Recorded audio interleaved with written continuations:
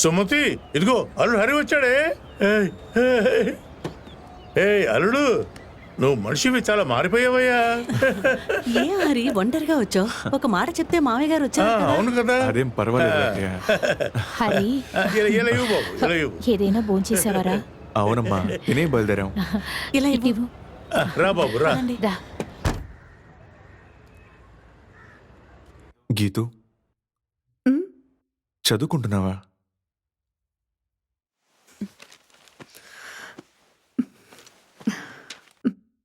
అవును. అర్జెంటీనానే నా favourite football team. పోయిన సంవత్సరం బ్రెజిలే కప్పు కొట్టింది, కానీ ఖచ్చితంగా నెక్స్ట్ టైం మేమే కొడతాం. నాకు ఎంతో ఇష్టమైన నాయకుడు సద్దాం హుసేన్ అన్యాయంగా చంపేశారు. అయినా సరే ఇరాక్ని అతను ఏమీ చేయలేడు. మీకిష్టమైన విషయాలని నాకెందుకు చెప్తున్నారు? మరి ఇష్టం లేని విషయాలని చెప్పనా? నాకు మీ నాన్నని, నాకు మా అమ్మ అన్నీ అంటే అస్సలు నచ్చదు. నువ్వు కూడా నచ్చవు. అతన్ని అడ్డంగా నరికి పెట్టెలో పడేసి అలా సముద్రంలో పడేసి. నాన్న ఇష్టం లేదంటే మీ అమ్మని తీసుకుని ఇక్కడికి ఎందుకు వచ్చారు? వచ్చిన తర్వాతే అర్థమైంది మీ నాన్న చేసిన ఒకే మంచి పని ఏంటో అని.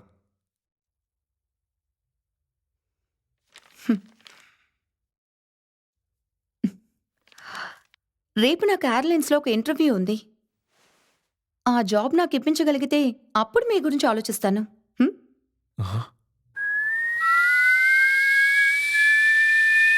ఇది ఫారెన్ బాటిల్ అనుకుంటానే. అవునవును.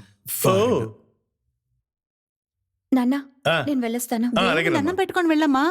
దానివల్ల ఎటువంటి ప్రయోజనం లేదు. అమ్మాయి ఫైలు ఇది జస్ట్ ఒక ఎక్స్పీరియన్సే. అదృష్టం ఉండాలి.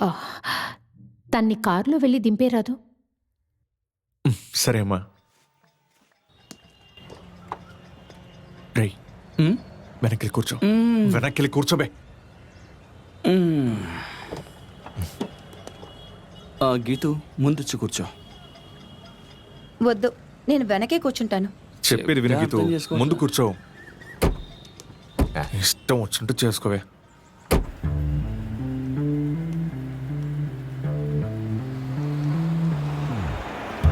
బాబు సునీల్ ఏంటి ఇక్కడ ఉన్నారు?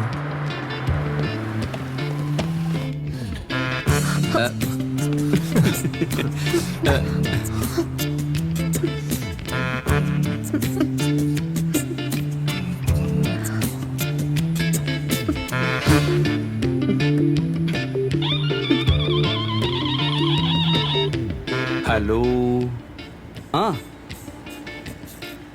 ఏ థియేటర్లో? ఓకే, శోభ థియేటర్ పోనీ. థియేటర్కి వెళ్తున్నారా? నాకు ఇంటర్వ్యూ ఉంది, నేను అక్కడికి వెళ్ళాలి. ఒక సినిమా చూసి వెళ్తే ఏమవుతుందిలే.